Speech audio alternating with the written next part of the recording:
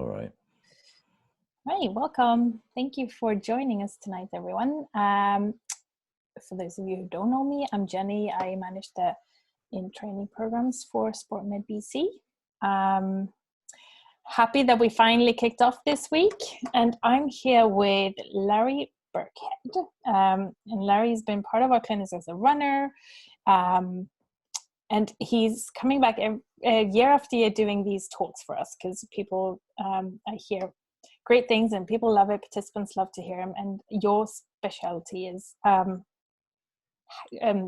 habit change in habits. I'll let you introduce yourself. Right. You're probably better at that than me. So yeah, take it away. All right. Thank you, Jenny. I've been involved with the Sun Run for a number of years now. Not as long as some of the real.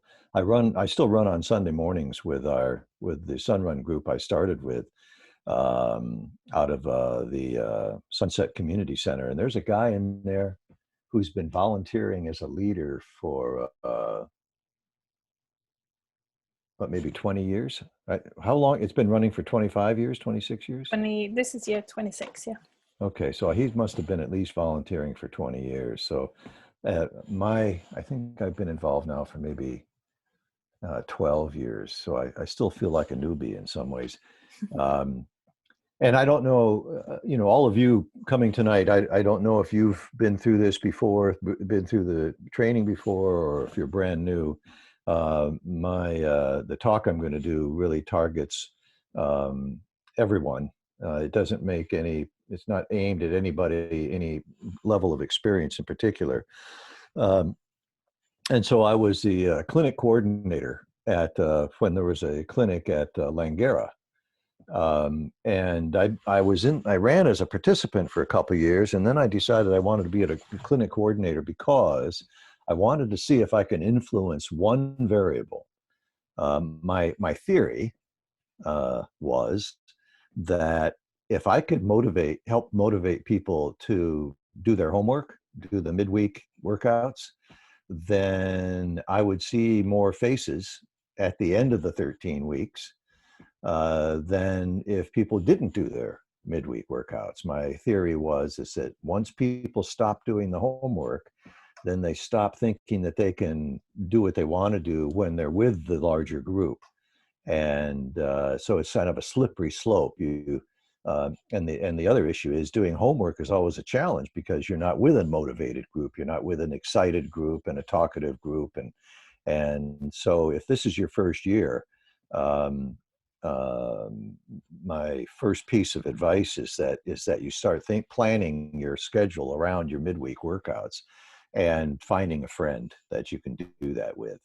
But my talk tonight is going to be about self-motivation, and so I'm going to talk for roughly maybe a little short of 20 minutes, and then I'm going to turn it open for any questions that people may have. And if there are no questions, then who knows? I might be inspired to talk more. Or maybe that's a good reason to ask questions. Is that I'll stop talking. In any case, I'm going to share my screen with you all. And so you can see. Okay. Is that visible, Jenny? Is that as we planned? Okay. Very good. So I've named the talk The Competition Within. And the reason for that is because for most people, when they're trying to, going back to the purpose of the in-training clinics, the in-training clinics aren't just to be active for 13 weeks and then you fall over in a heap on the couch.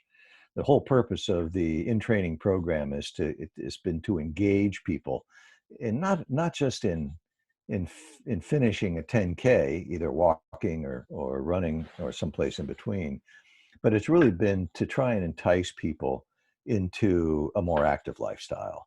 And there are many people, maybe you're one of them, there are people that have done not a lick of exercise prior to joining these clinics, and they just figure it's a good time to become engaged. And so I've done hundreds of talks over the 12 years to Sunrun groups and talked to thousands, perhaps, participants. And so this is called the competition within, because it became really apparent to me that, you know, you're not competing against somebody else.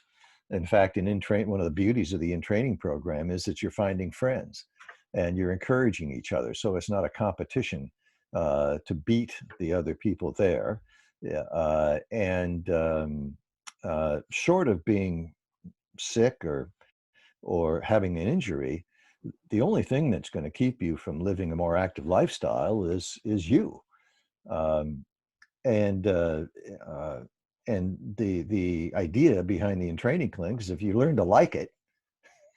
I mean, I ran for a whole lot of years not liking it. I would just drag my butt out every morning and go for a run, but I didn't like it. I loved the benefits, right? I loved the experience of finishing. I love the experience of the shower afterwards, or the sitting down and having a cup of coffee afterwards, but I didn't care that much for it. But when you join a clinic like the in-training clinics, and um, you find friends. For a lot of people, they spend their lives for the rest of the week hanging around with people who aren't that motivated, who aren't that interested and are excited and aren't that active. And so when you join an in-training clinic, you just are surrounded by positivity and fun. So all of a sudden fitness can become enjoyable. But the battle is still internal. And I wanted to unbundle that a little bit and then offer you a way to work it. So my whole goal is to help people gain a competency around intentional change.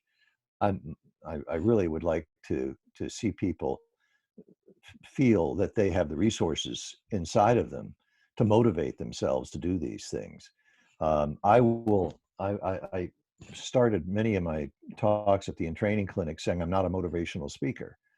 And the primary reason I say that is because I can't motivate you. That's something you have to do. And so I don't want you giving me credit or anybody else credit for motivating you. You're the one that has to use whatever you see, whatever you hear, whatever conversations you have with other people, whatever relationships you have with other people. You have to convert those experiences into something that you choose to use to motivate yourself. So it's a disservice that you do yourselves if you think motivation comes from something outside of you. You can be inspired. I mean, I hope I'm not a de-inspirational speaker. I hope I inspire people, but there are many ways people get inspired to be more active. But use that inspiration then to motivate yourselves. So I'm going to give you some ideas that hopefully you'll find inspiring enough to further solidify your desire to be active once the 13 weeks is over. And of course, since this is just the first week, we want to see your face there in the 13th week, right? Not just in the first or second. And that's another big reason to listen to this information. So this is a quote I wish I had written, but I didn't. Um, it's called the modular view of the brain. What it basically says is that we have many selves operating inside of us. We have many voices. And this quote talks about them being apps, but you can only open one app at a time. But the central idea that I like about this quote is that we are many people. We are many voices, and we have many impulses and many ideas. And um, and so that leads to this next quote, which is, there are no bad habits, there are only different selves with competing goals. So you can look at these apps or these goals in competition, all contained within each of us. And this combination is unique. Nobody else has this exact combination of goals and of tendencies and of strengths and of weaknesses. And so it's really a profound understanding to think there aren't really any bad habits. Now, that's a bit of an overgeneralization. Um, but what it does is that it allows us to think. I remember I was doing a talk at a hotel, and the wait staff, one of the wait staff came up to me during a break, and he showed me his fingernails, and they were bitten to a quick. I mean, weren't quite bleeding, but that was about how badly he was biting them. And he said, I'd like, I heard you talking about habit change, and I'd like to stop doing this. And I said, well, the first question I'd like you to answer is what benefit do you get from it? What do you like about it? What do you enjoy about it? And he said, well, I don't enjoy anything about it. I want to get rid of it. I mean, when I'm serving people these dishes and my fingers look like the way they do, it might put them off their grub.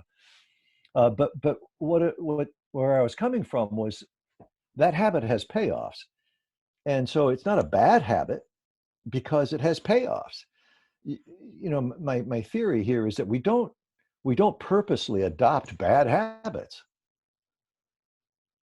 We adopt habits that we think are good, that we think will have a payoff.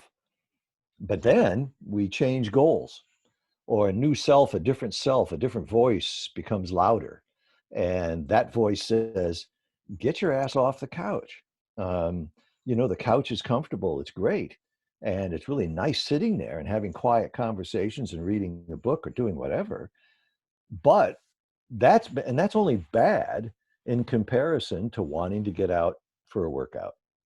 So I'd like to introduce this idea to you that none of your habits are bad. They all serve a purpose.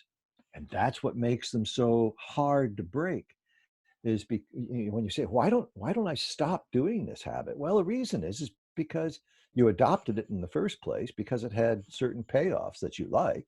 And in fact, it still has payoffs, even though maybe the only payoff it has left is it's so familiar, right? You just know it. It's familiar ground. It's your backyard. It's the back of your hand, and maybe that's the only thing it has going for it anymore. But familiar is a very powerful motivator because, excuse me, familiarity is comfort, predictability, safety. So even the worst of habits sometimes can have these sorts of payoffs because they're so familiar. So there aren't any bad habits. And the other thing I'm hoping that will introduce to you is each of us has a critical voice. And a sure way to increase the probability you're not going to make it through the 13 weeks is if it's the first time you've done this, and you're may not stay with it, is because you have a voice inside of you that says, yeah, you should have done that better. You could have done that better. Why aren't you at this point in the change and in becoming fit rather than where you are? And so there's this voice that's always operating within us, criticizing ourselves for these bad habits. Ditch it, get rid of it. Understand rather what that bad habit has as a payoff. So let's get into that a little bit more. I'm going to introduce the idea of a picnic to you. And that's just a really handy mnemonic for remembering self-motivation. So I'm going to break that down to you in a couple of minutes. But let me give you some information prior to that lets you use that model a little bit better. And picnic is a model for self-motivation. That's where I'm going with this. That's why I think that's important. It's a model for you to make choices about the goals you have and how you want to work your habits around those goals. So, first of all, going back to the idea of the competition within, um, here's a classic competition that all of us have to some level. I mean, I would imagine even the people that have been doing this for literally decades.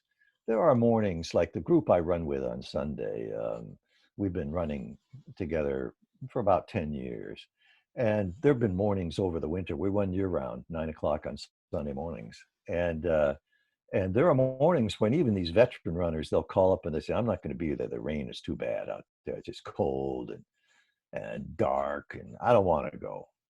So there's the occasional time when what wins the competition is warm, dry, cozy. and the couch. But there are other times what wins is the friends that you see at the clinic and the energy you feel and the achievement that you feel at the end of a workout. There are many times in the course of the 13 weeks where people will come to the clinic and say, I had no idea that I could possibly do what I just did. And here I did it. And if that hasn't happened to you yet, and maybe it won't happen in 13 weeks, but you're going to hear it happen to other people. It doesn't happen to you. Your body will surprise you. And so this is one form of competition that you have to figure out how you're going to win. Is sitting at home doing nothing. There's the advantage, right? There's the payoff. It's warm, dry, and cozy. What's wrong with that? Nothing. The only thing that's wrong with that is that if you want to get out and be more active, then that becomes a habit that you don't like as much as you used to, or that you could begin calling a bad habit. Another problem with calling something a bad habit is that you think that you don't understand why it's so powerful. If you see that as a positive habit, that warm, dry, cozy couch as a positive habit, then you begin to understand what you're competing with. But if you don't see that there's a huge part of you that loves that and respects it, then you're going to have a tough time competing with it. But then when you get more engaged in the clinic, you do form friendships, especially the extroverts. The introverts have a little more difficult time, but that's something everybody has a challenge with. But when you begin engaging with people at the clinic, you feel energized and feel a sense of achievement and friendship. And that can begin to compete with warm, dry, cozy. So you might add at the end that, in spite of the fact there's friends, energy, and achievement, it's raining. So let's look at the other side, the negative competition. Now, if you stay home, if you stay warm, dry, and cozy on the couch, what you can begin to think of yourself is sluggish. Your critical voice comes in and starts saying, here you are, you wanted to lose weight, you wanted to de-stress, you wanted to learn how to be more active, you wanted to wear spandex, whatever it is that drives you to the clinic. You wanted to be seen by your neighbors as you're running by, you wanted to be seen by the cars stopping for you at the intersections, you and you're running, and they're sitting there having a cigarette in the front seat, So it gives you a sense of pride.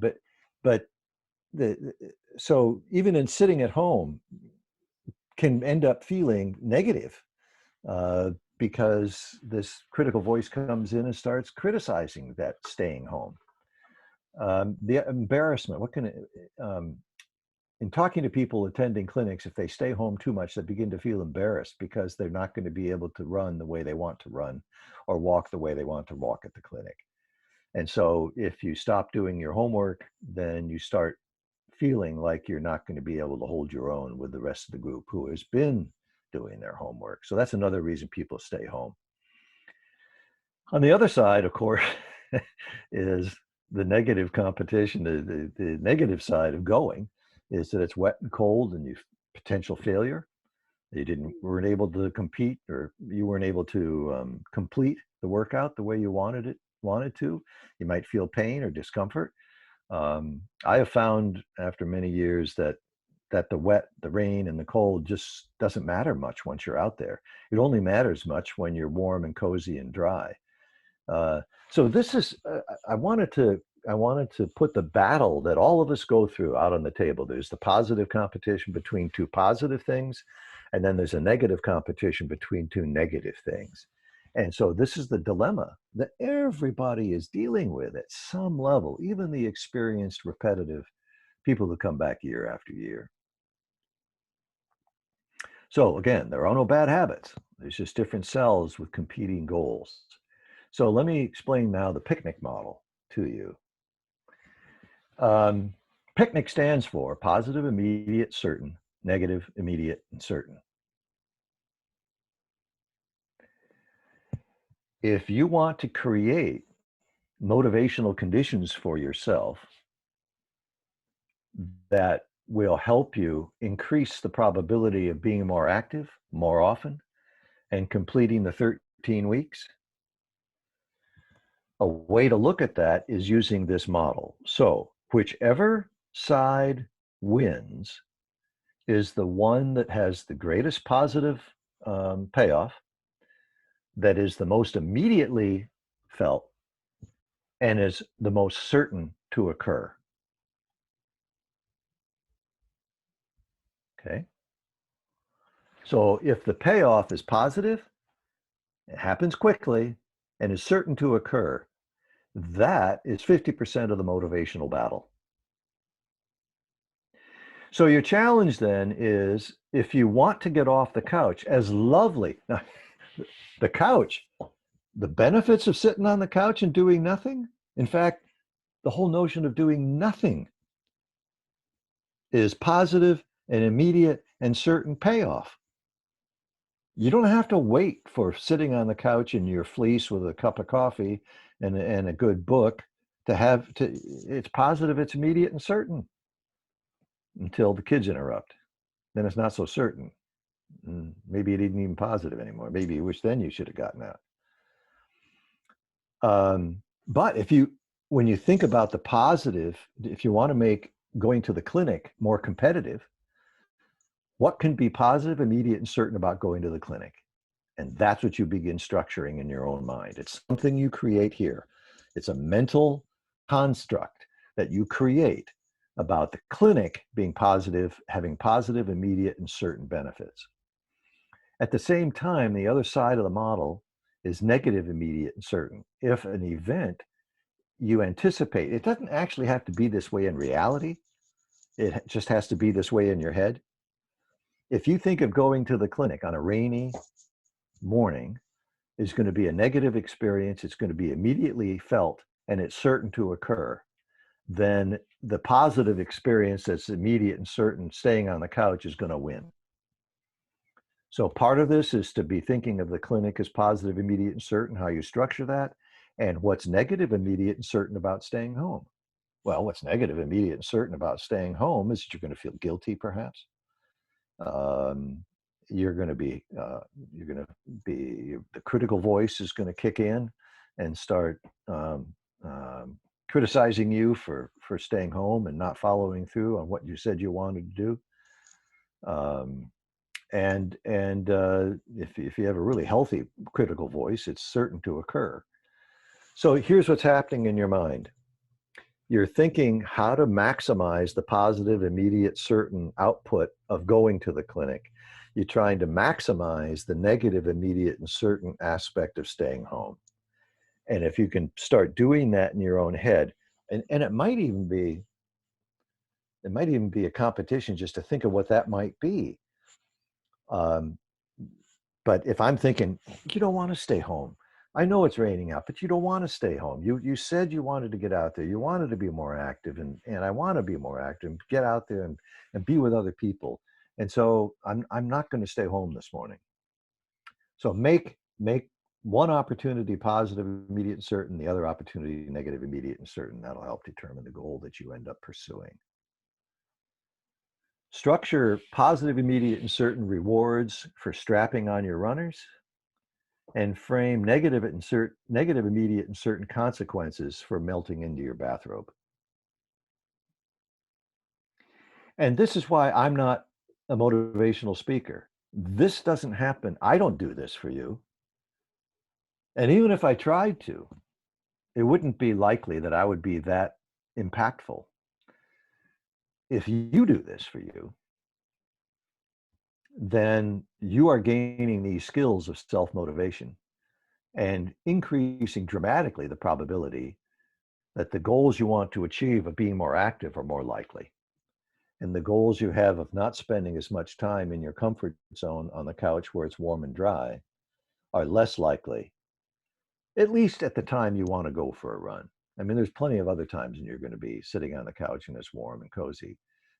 But when you want to go for a run is when you want to structure in your own mind these kinds of rewards for yourself. And that's it for me. Do you have any questions for clarification or questions for your own personal challenges in these areas? Yeah, are any of you struggling? I mean, this only makes sense to people who are struggling, being motivated. If you're not struggling, if you got this one knocked, then you've already learned the basic principles here. You're doing this whether you're conscious or not. You're managing your own goals and your own self-motivation to some degree.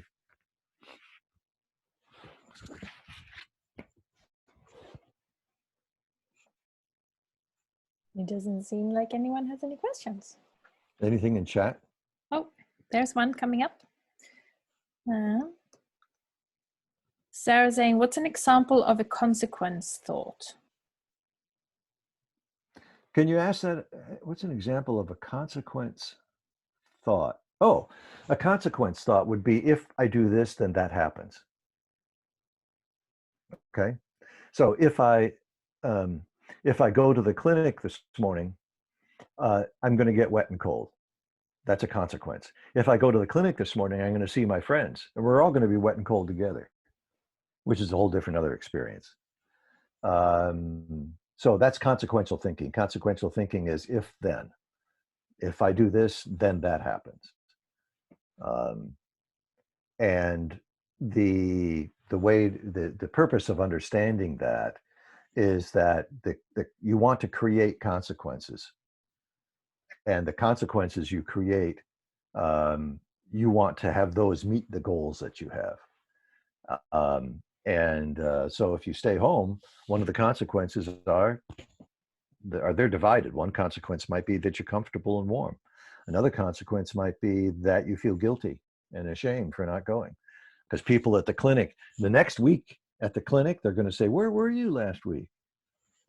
Oh gosh, well, I had to go see a man about a dog. I just couldn't make it to the clinic. When in fact, maybe you didn't do the homework and you didn't want to fall behind.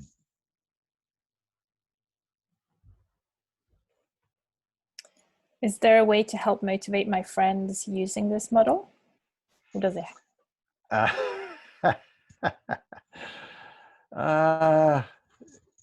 No, that's a tough one, because there's a great swing tune from back in the 30s. The title of it was, "It's easy to see that the trouble with me is you."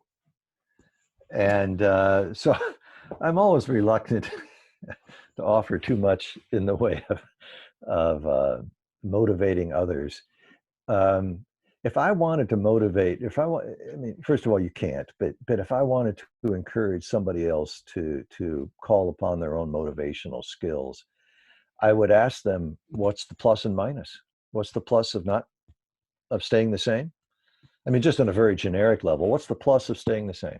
What's the advantage of staying the same? What's the advantage of being different? Because that's really what we're talking about at the most generic level. If I don't do anything, what's that advantage? And what's the disadvantage? If I do something different, what's the advantage and what's the disadvantage? That is the question we're all asking. If I'm the same, what's the advantage and disadvantage? If I'm different, what's the advantage and disadvantage? And if you want to help somebody make different decisions, you want to encourage them to say, there is something wrong with staying the same. And so if you really wanted to get down to cases, you'd say, well, what's bad that happens if you don't do anything different? And let them develop the list. And once they develop that list make that list as long as possible of the disadvantages of staying the same, then they're saying, I can't stay the same. Then you help them develop the list of things that are an advantage if they're different. And so what would you gain if you changed, if you adopted this new thing? And then what happens is that the disadvantage of being the same and the advantage of being different start working against each other. That's called cognitive dissonance. And that stretches and stretches and stretches. And the theory is that when it stretches far enough, we do something different because we can't tolerate that stretching. And so we want to resolve that. That's a natural human capacity to resolve dissonance. And the way we do it is by picking one side or the other. Hopefully the one we want to achieve rather than staying the same. Yeah. Yeah, is that, I hope that answers the question, Sarah. Um, but it's tricky because they can turn on you, right? You know, uh, yeah, they can turn on you. That's why I think if you want to help your friends, ask a whole lot more questions than telling. If you ask, what's wrong? Why be any different? Is there anything wrong with staying the same? Is there anything better about being different? And leave it up to them. Um, if you step in too much, they'll end up blaming you if they fail. But if all you do is ask really good questions that they grab onto and that you encourage, if you can encourage, I mean, some people will say, well, there's plenty wrong with the way I am now, but there's nothing better. Well, that, why would they change then? Why does any reasonable person change if there's nothing wrong? I've long contended that the enemy of motivation is contentment. And that's an oversimplification, but if we're contented, no reasonable person will do anything different if they're content. Why would anybody do anything different if they're content? If they are content, isn't that That's could good. that be a good thing? That's good, except when there's something wrong with that condition. So they're content, but then they start saying, yeah, I'm gaining weight and I'm drinking more. And although I've been content for that for quite a while, I'm beginning to feel like maybe I need to do something different. So yeah, I don't want to denigrate contentment. I mean, I teach meditation. I am all for contentment, but contentment goes bad when you decide that something's better, and contentment keeps us from changing. Any tips on staying motivated when you're doing the clinic online and just running alone? Uh, yeah, I understand clinics online, but you don't have to run alone. In fact, I've done talks at the clinics where if there's one thing you do to improve your likelihood of finishing both the clinic and staying more active, is find a buddy. I mean, so many of these things that keep us home in the rain and home when we're tired and home when we haven't slept well and home when we're tired from work and taking care of the kids. And it just keeps us still when we want to be more active. All of those things have their advantages and their appeal, right? But a friend um, is perhaps the single most positive thing you can do to get yourself out there. So you don't have to run alone, even though the clinic's online. Yeah, absolutely.